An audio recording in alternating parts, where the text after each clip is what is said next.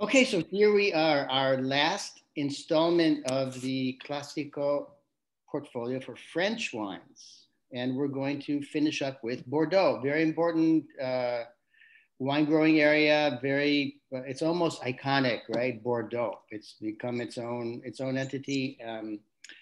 But people don't really understand it all that much, right? And what makes it special, what the different levels of Bordeaux are. So here we are. Here comes Kevin. Here we are in France again, the map we've kind of become used to, and here we are in the southwest. And this is something that, well, like any other wine growing area, really conditions what the wine is all about. I mean, you see it's in the south, it's in the west, it's right on the Atlantic Ocean. So it's kind of south. It's warm. It's pretty close to Spain there, but it's also right on the ocean. So it is kind of a maritime climate. Um, the proximity to any large body of water, whether it be a lake, a river, a sizable river, or certainly an ocean, has a big impact on the wine growing area, the characteristics, the factors that go into it. So here we have what is called a moderate maritime climate. Maritime is different than Mediterranean. They both involve proximity to big bodies of water, but of course the Mediterranean climate is warmer. But what they share in common is the fact that there's an evenness. A Mediterranean climate or a maritime climate is pretty consistent. There's not a big difference of the hottest and the coldest seasons. So there's not a huge range from summer to winter, kind of like Arizona in some ways, without the water. The rain, another characteristic of a maritime climate is that the fact that the rainfall is spread throughout the year pretty much. So it's not like there are some areas where you get the bulk of the rain like in a continental area, you get the bulk of the rain in the precipitation in the winter and in the spring. And that's so, but here it's really pretty spread out throughout the year, and that's very important for the wine growing area.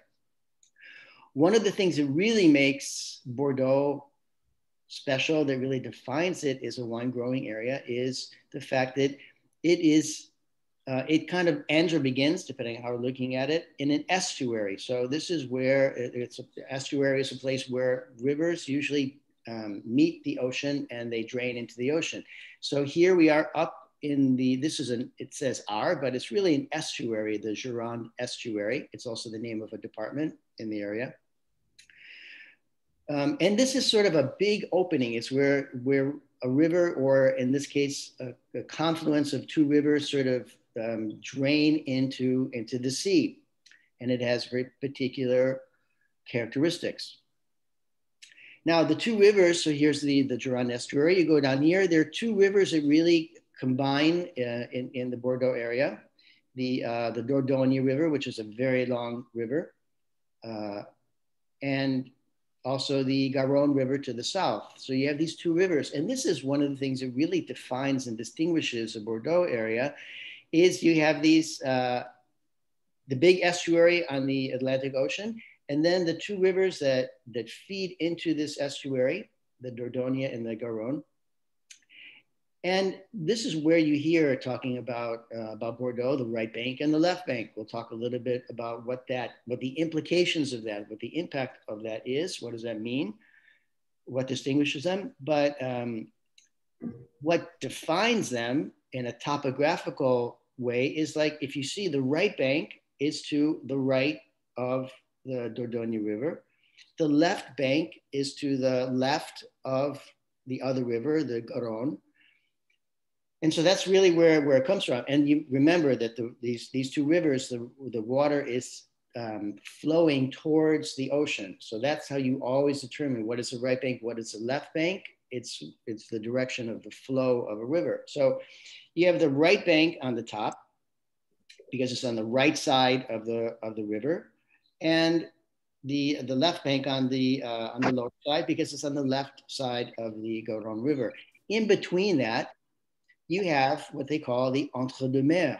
So they're not really mer. It's not. They're not really sea or ocean. It's land, but it's between these two bodies of water, which in fact are two rivers. They should really call it entre deux rivières, but they don't. It's called entre-deux-mers, in between these two bodies of water that happen to be rivers. So what do you get there? You have these two rivers that really kind of define the area to a big extent, that go into the estuary. But what that means is rivers, flowing bodies of water. This is primarily alluvial soil. It's alluvial soil is soil that is carried by water, by bodies of water, dragged along, with the flow of the water, and then deposited along the banks. So the soil here is very sandy, it's loose, it's gravelly, and all that means is that when it rains, the water runs right through the soil, which is very good. It goes through the roots and nurtures them, but it's not absorbed by the soil because this is gravelly, sandy soil. So, which is very favorable for wine. They get the moisture that they need for the grapevines. They get the moisture, but it's not sort of sitting there around the roots, which can create waterlogging and rot. You don't really want that. You also get very favorable breezes coming off the Atlantic, but we're talking about an ocean. It's a big body of salt water. So something else happened which contributes to the terroir. Now, usually there are a couple of different definitions of terroir. Originally, the term in France, it's a French word, the term originally was used to refer to specific styles of clothing and food. It's France, so they're talking about food and clothes, right? So it was really, terroir was a term that was used to refer to specific types of food and clothing in a particular area that kind of defines that area. So these are obviously things that are produced by people. Now we've come to really use that as a wine term, international. And usually we refer to terroir as all of the natural factors, the soil, the topography, the climate, the exposure, the soil, the winds, all those different natural factors that together create a wine growing environment. People can have an impact on that. So what I'm getting at is over here, you see to the left, Les Landes is a huge forest that was planted by people. It's a man-woman made forest. This is a marshy area near the ocean. They drained the marsh the first half of the 1800s, 19th century. And then in 1867, they planted an abundance of trees, so mostly pine trees there, 5,400 acres. I think I've heard that it's like the largest man-made forest anywhere. And they did that, first of all, to really the trees obviously sink their roots deep into the ground. And so they build up soil around that. So it's creating a more stable environment there rather than having these marshes and moors that are kind of going up and down and flooding and things like that. Another really important thing that did was create a sort of natural, in the sense that it's trees, a barrier from the really harsh breezes and the carrying salt from the water that could do damage to the vines. So that's a big factor in what creates this large, what we would call it a mesoclimate. So it's not a macroclimate, which would be the entire, the entire side of this area of France on the Atlantic Ocean.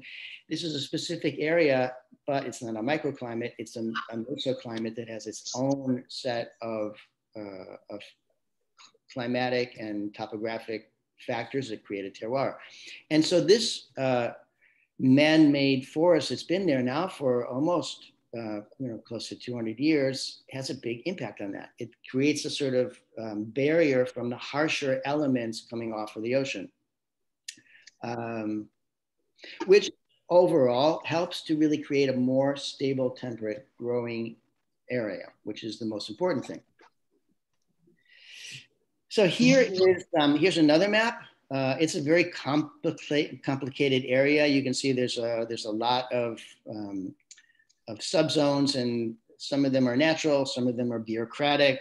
We'll see some of those in a moment, but I just want to point out the main areas here in Bordeaux, and there's a lot. There's some other ones that we're not really going to talk about at all.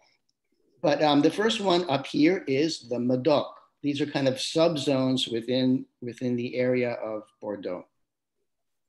And then that's broken down into a number of different subregions. The whole area is called Medoc.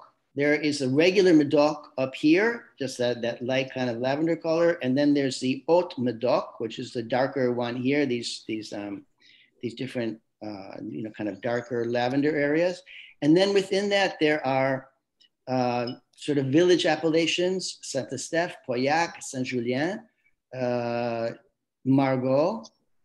So it's all kind of subdivided there, and it has to do with, in some cases, villages, in other cases, the landscape, the terroir. And what it really comes down to, these different places have taken on different reputations. Talk about that in a moment.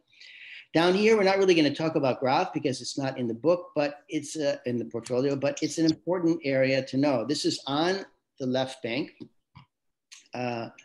It's a very important area. We're going to talk about, a little bit about the hierarchy here within Bordeaux, not too much, but this is a very important area. You have the Grave, and they have their own appellation system and some very, very prestigious wine growing there. So it's important to know, like I said, we don't have any Grave in the Classico portfolio, but it's important to know that it's there and it's on the same side as Medoc, a little bit to the south and inland. Then over here, we have two other very important areas, much smaller, more contained. Saint-Emilion is the blue part there. And then there is Pomerol, which is just off to the side. In Saint-Emilion, I should say, you have the basic Saint-Emilion, the bottom part in blue. And then just to the north of that, the purple part, these are satellite areas of Saint-Emilion. We're not really gonna, don't have any of those wines, but it's good to know that they're there. So these are really the four principal growing areas for dry wines, and we're talking mostly about red wines. Of course, Bordeaux does produce a lot of white wines too. And then something that we're not really gonna talk about, but it is important, is in this area here, you have Sauternes, Barsac, Ceron, which are obviously important areas for sweet wines that are affected by botrytis. So good to know. And then we also have, let's see, so just to reiterate, the right bank on the right where Pomerol is, and we really make an association between the right bank with Pomerol and Saint-Emilion. And then the left bank with Medoc and Grave. So that's kind of the basic layout of Bordeaux. And now we're going to get into the wines. So here we are in the Medoc, in the sub-appellation, the village appellation of Margaux. This maybe should have been one slide before, but these are the grapes that can be used for Bordeaux, and there are a lot of them. We think Cabernet Sauvignon, Merlot. If anyone thinks about Bordeaux Blanc, which they should, it's a very good wine. Semillon and Sauvignon Blanc primarily. Also used for Sauternes, but there are a lot of different grape varieties that are permitted and historically used for the area. In the reds, and I tried to put them more or less in order of importance, but depends on who you are. Cabernet Franc is there. Petit Verdot is a very important wine that will often pop up in a Bordeaux blend. And Bordeaux is usually a blend. Then there's Malbec. Most people, they really can kind of correlate Malbec with further south around Cahors and things like that, but it is here in Bordeaux, and Carmenere. And then in the whites, besides the Semillon Sauvignon Blanc, which are the principal ones, there's Muscadel, pops up a lot there. And then some, well, Uni Blanc, we know it in Italy, it's there. Trebbiano, you might have heard of that. And then there's also Colombard and Faux Blanche, which are a little bit more peripheral, but they played an important role, not for us, but it's good. Once again, remember, Cabernet Sauvignon, Merlot, Petit Verdot, and Cabernet Franc, because they do play an important role. And we'll see them in some of the wines here. And then for the whites, Semillon and Sauvignon Blanc, principal ones. So I mentioned that it's very complicated here. It's a good example of sort of French hierarchical thinking and codifying different wine growing traditions in a different area. So these are really the principal five. Now we all really, I'm sure you've heard of it before, the 1885 classification. This was something that was, I'm not gonna talk about it too much. It's more interesting historically, but it doesn't apply to us too much. But this was a classification that was created for one of the international fairs that Napoleon III decided to put on in Paris, and he was asking people throughout the country to kind of put their wines together. They're going to have a wine tasting area from the different wine growing areas of France. And so Napoleon III asked everyone from the Bordeaux area to kind of suggest their best wines, and they didn't really feel comfortable necessarily saying what was best, but they did get together and break them all down into different classifications, different levels, different crus, different growths. And this is interesting what they did, the way that they did it in Bordeaux. It's not like in Burgundy where we talked about Grand Cru, Premier Cru, or Chablis, Burgundy, being areas, right? Here, the 1855 classification is about chateau.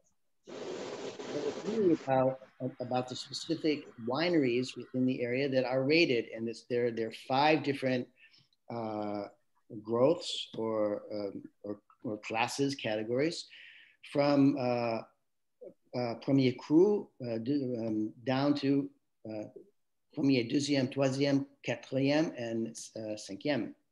So there are 5 different groups within that area, and you can move back and forth. Well, there were 4 initially, 4 Premier Cru in Bordeaux, and then 1 got pushed up from a second to a first. So, and then aside from that, later on, not too much later on, but later on in the area of Grave and Saint-Emilion, and on the right bank, they created their own system of classification that applies to their wines.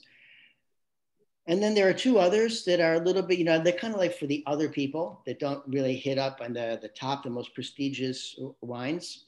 One of the most important is, let me go back. Let's see. I thought I had an arrow there. It must have disappeared. But the Cru Bourgeois du Medoc. And we're going to see a number of these. That's why I put it in here. These are 8 appellations of kind of sub appellations within the Medoc area. And I mentioned them. There's these kind of 3 general ones: Medoc, Haute Medoc, Listrac is a village. So 2 kind of general, Medoc and Haute Medoc, and then the villages of Listrac, Mouly, Margaux, Saint-Julien, Pauillac, and Saint-Estèphe. So these are a group of wines that are selected Cru Bourgeois. So they're good producers within the Medoc. And who's good and why? The number of Cru Bourgeois changes from year to year. However, currently the system is under revision. They're trying to restructure it and to make it maybe a little more accurate and more democratic, perhaps. But it's worth looking at this, because we will see this on a number of the labels, even if it's kind of not. And some of you don't even see it now because it's sort of up in the air. It's suspended a little bit, the actual classification. And then finally, there's a Cru Artisan, which are really for small, independent, individual growers. So now we're going here. Let's see. Oh, I don't want to go backwards. I'm going to go forwards. Yep, did all that. Okay, here we are in Margaux. Okay. Margaux AOP, Les Gravières de Marsac. Now, this is actually some of the wines. It's hard to find out a whole lot about because they're going under another name. So this one is a second label of Chateau Marsac Seigneur. They have about 48 hectares, and the estate of Les Gravières is really about 10 hectares in the heart of the Marsac plateau in Margaux. And here, the soil is particularly gravelly on top with a lot of river rocks rocks deposited by the rivers. And there's a particular small tributary of the Garonne that goes through this area, with a lot of flint and stones over this subsoil of limestone and clay primarily. So this is really one of the sort of classic Bordeaux blends. 58% Merlot, which is a little bit unusual because we'll talk about the fact that here on the left bank, it tends to be really focused a lot more on Cabernet Sauvignon, but some villages have a higher percentage of Merlot. So it really is very specific. So here, the majority is Merlot with a significant amount of Cabernet Sauvignon and Cabernet Franc. So a very kind of typical blend, if a little bit atypical for the left bank in general, but not too much for Margaux. The aging, now most of these, there are some sort of basic everyday Bordeaux that don't spend a whole lot of time in wood, and they're not really intended to cellar, and they're much more straightforward.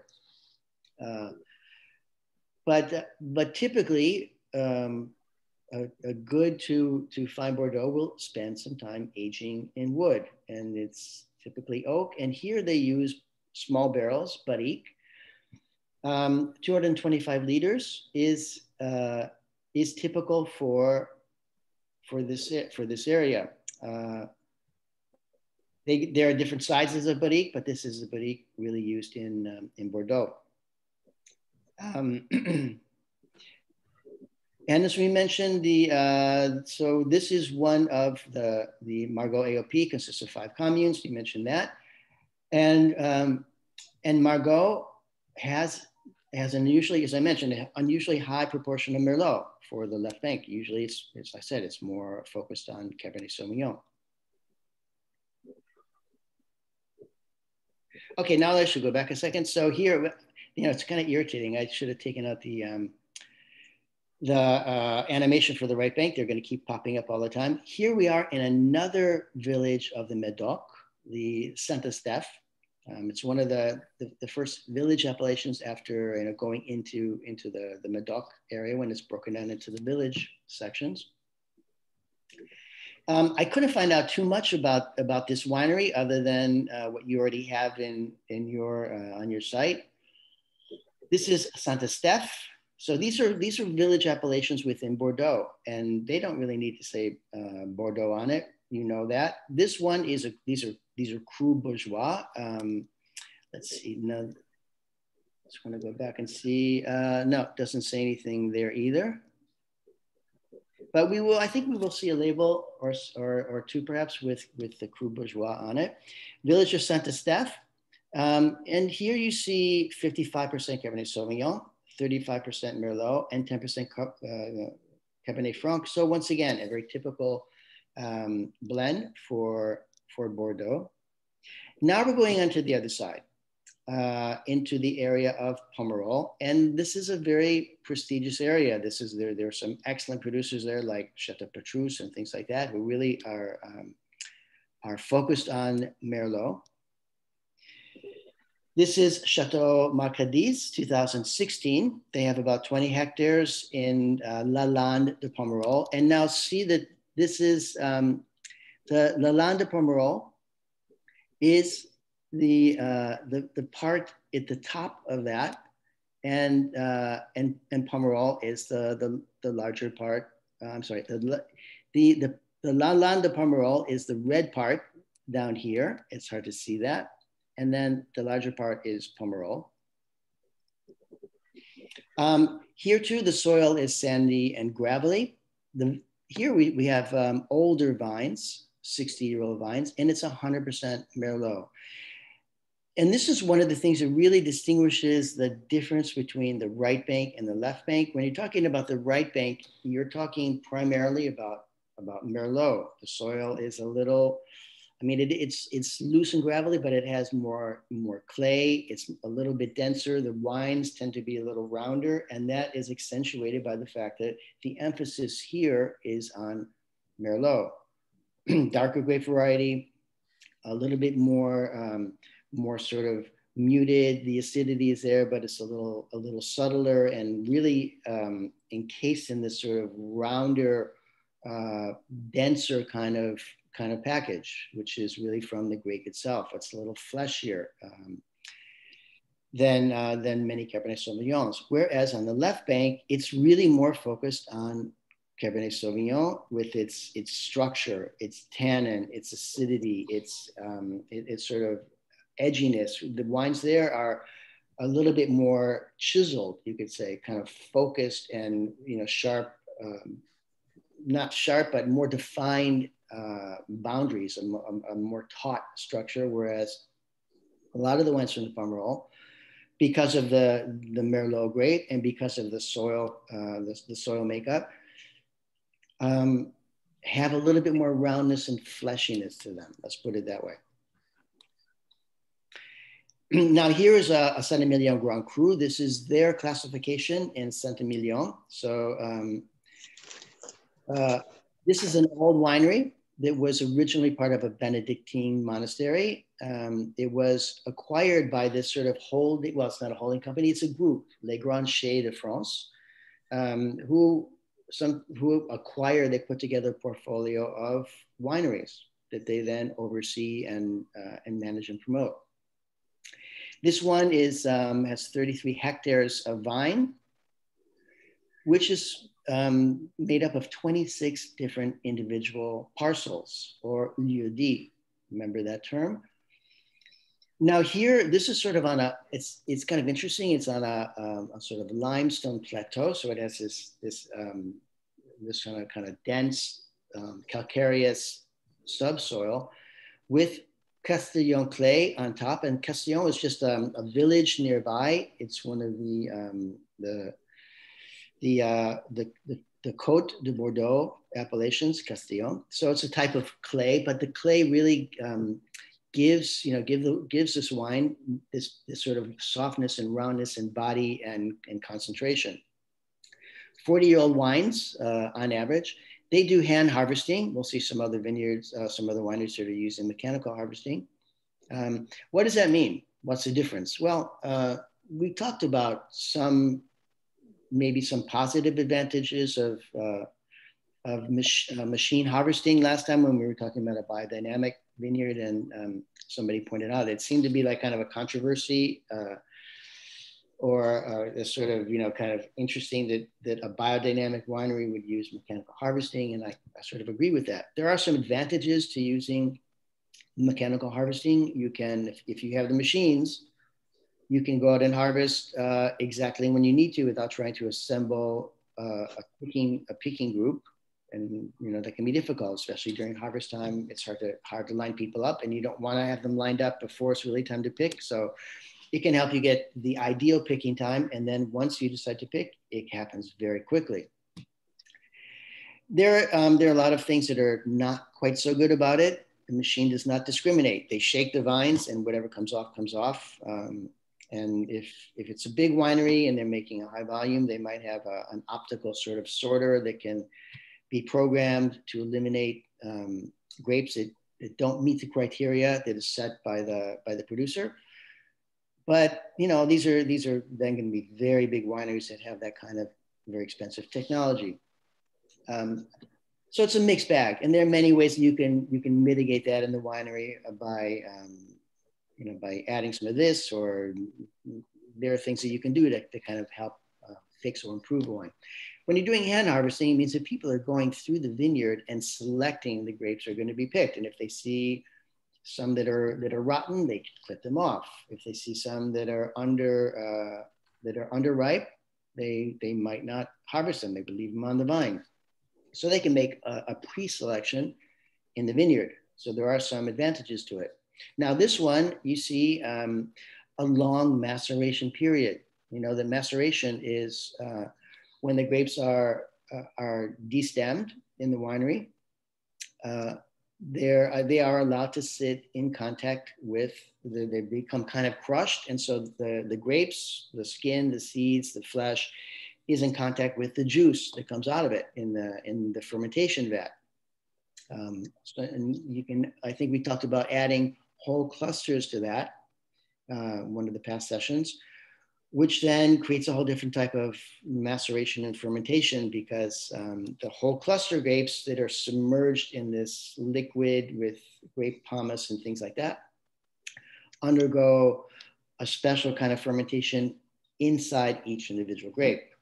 It's called intracellular fermentation, but anyway, so there are some advantages to hand harvesting, and then they do a long maceration period here. That's a long time. It means that the grapes are spending a lot of time in contact with the skins, and extracting the color, the pigment from the skin, and the other phenolic characters, the tannin, all the other flavor and aromatic components that are there. Getting as much as you can out of the grapes. And then after that, the wine, which is now wine, the juice is transformed into wine, is racked off and spends 12 months in barrique to really mature and develop. Here, we have a very high percentage of Merlot, as one would expect. On the right bank, 75%, 14% Cabernet Sauvignon, and 11% Cabernet Franc.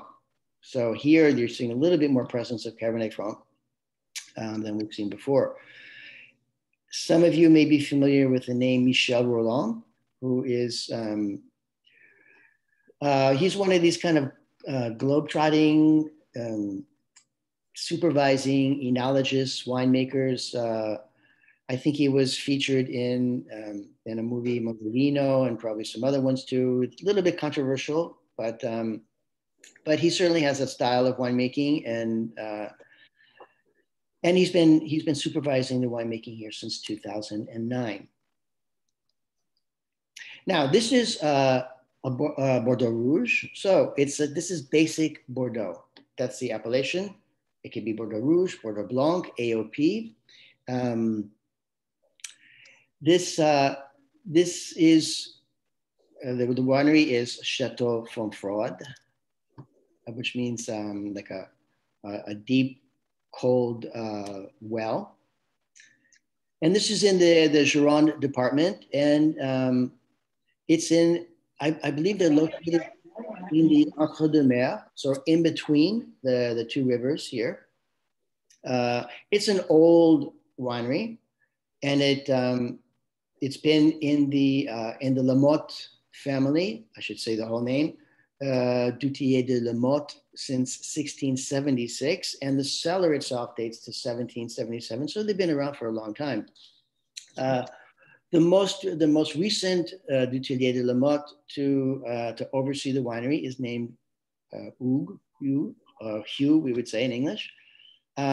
He's been managing the winery principally since 1988, and he undertook to add on 20 hectares to their holding. So they have 75 hectares now, which is a lot. They use a mechanical harvest. 75 hectares is a lot, and especially in Bordeaux, I'm sure it's hard to find pickers when you need them, especially for a more simple kind of regional wine. And these are important wines. They don't have the crew. They don't have the name of a specific village, but they really represent the wine growing area of Bordeaux. And here you see a little bit of a different blend. There's Merlot, Cabernet Franc, Cabernet Sauvignon, and Malbec. It's interesting that there aren't too many with Petit Verdot because it pops up a lot, as I said, but you know, a good assemblage of different grape varieties of the area. Now here we're back in the Medoc, and this is in the Haute Medoc area that we looked at initially. So it's not one of the village subzones within the Medoc area, but the Haute Medoc, which is a little bit to the south of the Medoc area. I mean, it's part of the Medoc, but they call it Haute because even though it's lower on the map, because the altitude is a little bit higher there. It's not very high, but it's a little bit higher. And this is the Chateau Cap Lousteau, which is another second label of a winery called Chateau de Captillon, located in the town of La Marque. And it has a very good position here in between the villages of the classified villages of Margaux and Saint-Julien. The chateau dates back to the 18th century. They have 45 hectares, which are sort of situated on two gentle hills. Here, you know what of course, the Chateau du Cotillon is a little bit better known. It's more prestigious. That's the sort of first wine of this estate. So typically they use the younger vines for the Cap de Lousteau appellation, blended with some of the other grapes that they use principally for the Chateau du Cotillon. And they do a stainless steel fermentation, which is true of most of these wineries, to really manage the fermentation process with stainless steel, which is neutral, and temperature control, which allows them to really monitor it and stretch it out if they want. Now, this is an interesting maturation protocol. About 30% of the wine is matured in barrique. So only 30%. It gives it a little bit. And once again, they're probably not looking for wood. No one really wants the flavor of wood, or at least I don't think that they should. But the point of it here is to have a little bit of oxidation, a very sort of gentle oxidation taking place. And they use 50% new barrels, and then 50% barrels that have been used once before. And then what happens to them after that? They get passed over to the Chateau du Cotillon. So they're kind of using this younger, simpler wine to season the barrique that are then going to be used for the other label. Here's a little bit of Petit Verdot, 5%, mixed in with a majority of Merlot, 62%, which is, once again, it's interesting because we're in the Medoc on the left bank. 62% Merlot, 33% Cabernet Sauvignon, and a little bit of Petit Verdot. Here's another Bordeaux Rouge, so red wine from Bordeaux. Fairly recent vintage, the Chateau de Sablé, which is in the Entre-deux-Mers area, in between the two rivers. It's been owned by the same family for several generations, about 20 hectares of vine. They too use a mechanical harvester,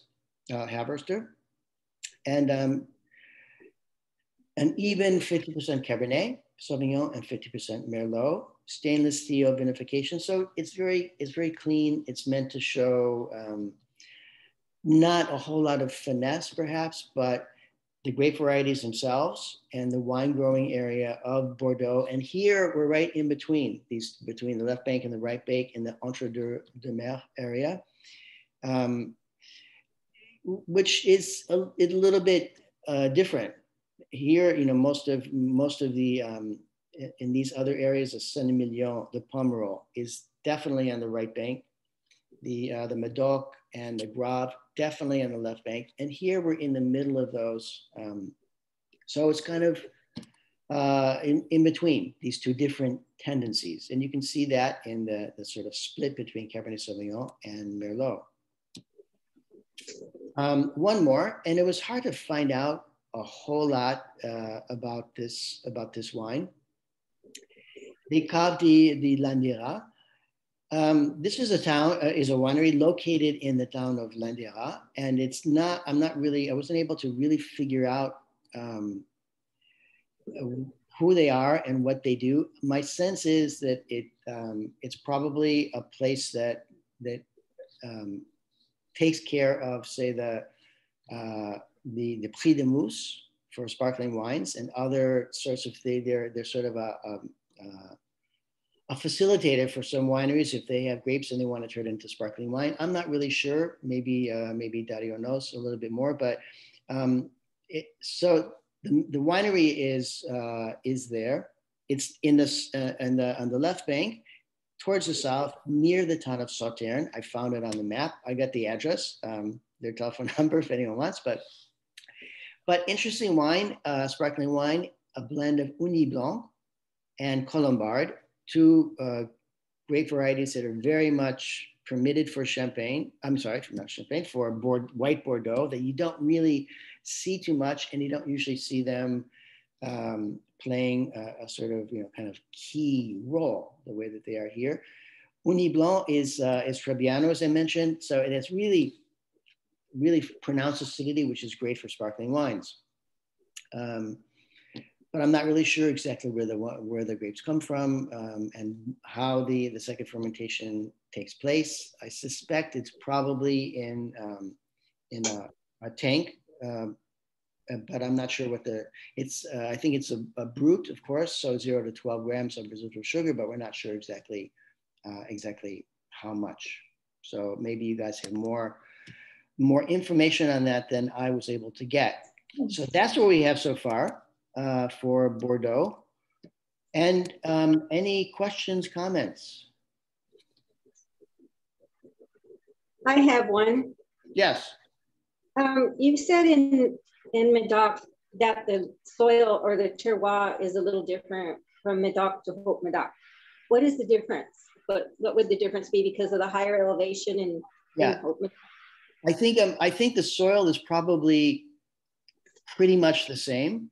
It's really, although I would say that for some of the areas they might have kind of nuances of soil differences because we're talking about deposits, so there could be areas that have one more predominant soil type. There are some producers that are very heavy on Merlot in the Medoc, so there's probably a reason for that. There's probably more clay in those particular soils, but between the Medoc and the Haute Medoc, it really has to do more with where with the altitude, which is not very different, but you feel like you're going inland and you're going south and you're going up a bit, which is why it's called Haute Medoc. So it's a subzone within the Medoc.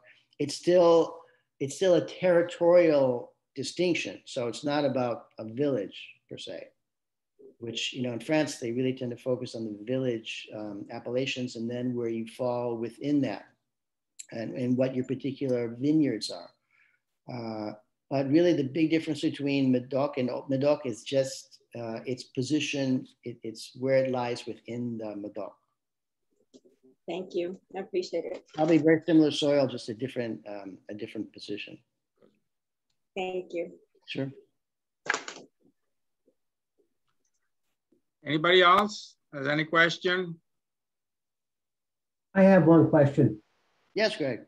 I've always wondered why in the 1855 classification and then what was it, 64 when they reclassified or they added Mouton, why Petrus has always been left out, or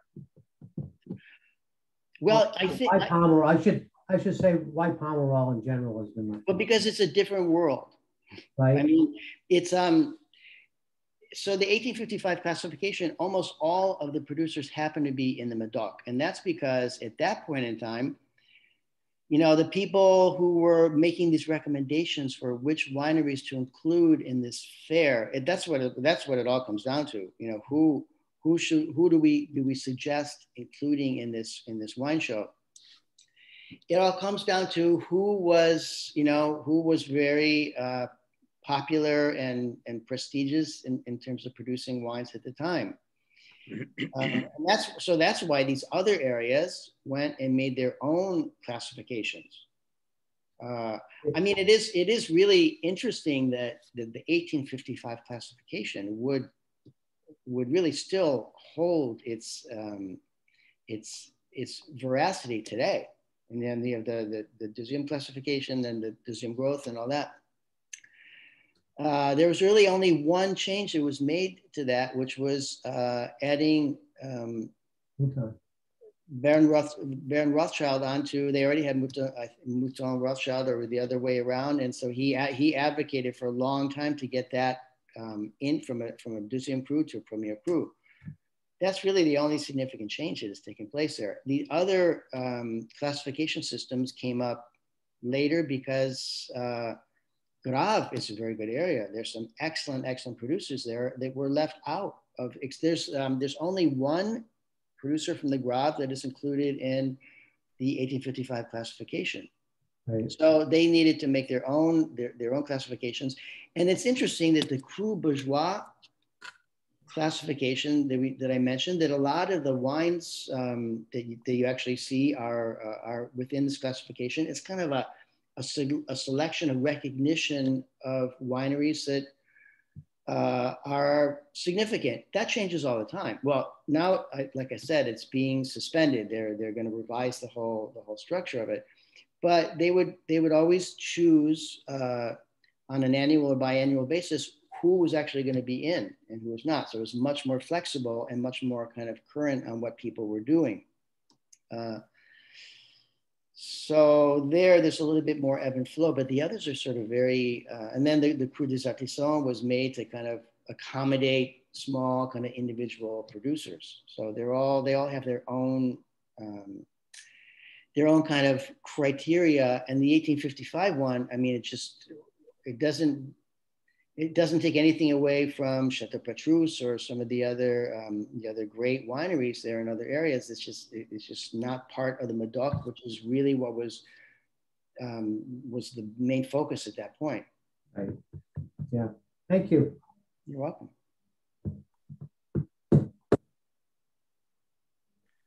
Anybody else wants to jump in? Any other general questions? Because this is our last one for the time being. I guess you're too good of a professor, Alan. Yeah. We learn right away. How do you do with Bordeaux? Are people looking for it? Do they enjoy it? Or is it more kind of, I mean, a lot of people look at Bordeaux as kind of a snobbish thing, you know, it's like, oh, Bordeaux. Fine Bordeaux, you have to age it for a long time. In some cases you do, but. Well, let's say then for Classico, the French portfolio is really being on the developing stages now for the past couple of years. Okay, so I mean, you saw that the majority of the wines that we bring it from one specific importer, right? Which, as you saw, also doesn't give a lot of information on any type of wine, especially if they're second labels and that kind of stuff.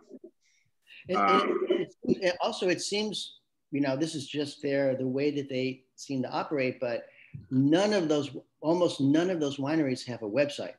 They're sort of really, it's like it's under the Chez de France, and that's, you know, they have a little bit of information, but not very much, and there's no way you can really contact to see what's going on, you know, what the identity of each individual winery. But that's, I mean, it's a good way to sort of, you create your group and that's it. Yeah. Yeah, I mean, like I said, I don't know, but it has been a constant battle to try to find, you know, information for tasting notes and things like that. Yeah, yeah. But so anyway, guys, any other question? Good. We're all good. Okay. So this ends our 3 classes for French. Next week we will take the test.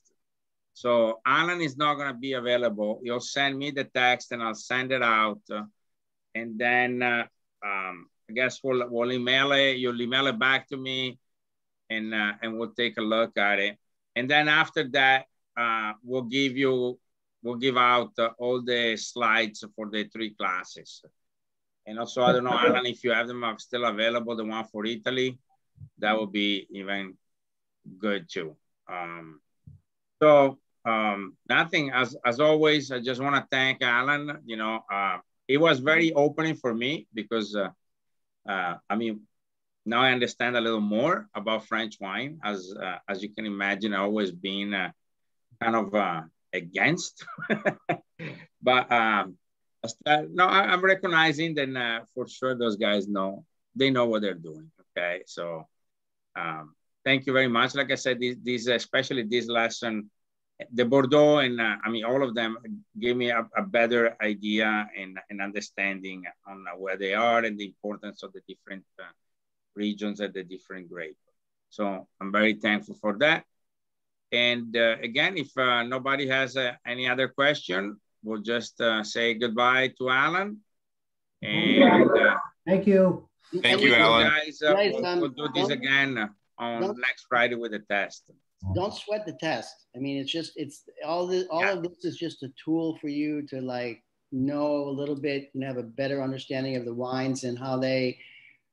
I'm sure you've tasted a lot of them, so you have your own kind of tasting perceptions of it and what it tastes like, and you can recommend it to different clients. But just to give you more background of how they all fit together and where they actually come from, and things like that. So, and even the tests are just some of the key information that you might be able to use when you're trying to present the wines to people. Like, where do they come from? What makes it, kind of different and special? And that adds something to, of course, if they taste it and they don't like it, they're not gonna buy it. But it can give them more, like they'll develop some interest on their part, and they want to try it, and then they taste it and they kind of know something about it, and that can help.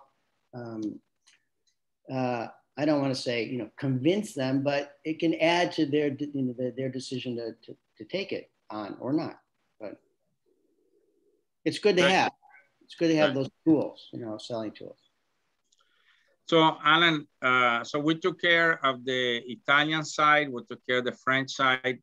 Then you and I get together. Maybe we can do something out for Spain. Absolutely. Okay, we can do Spain.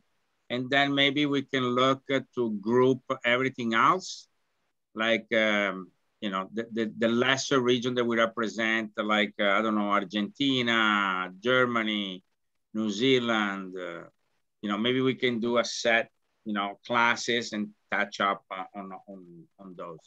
Sure, okay. That'd be great. But and also yes. think, what would be good information for you to have to kind of present the wines, and be more knowledgeable about your portfolio. Yes, exactly. So I think, like I said, it'll be good because, I mean, we tasted, and the winery or the regional manager comes and does a presentation and everything. But I think to have something that we can go back and look at it at our, time and pleasure, and refresh us, also to train the new people and things like that, that they're very helpful tools to have. Absolutely. So, well, like I said, we'll talk.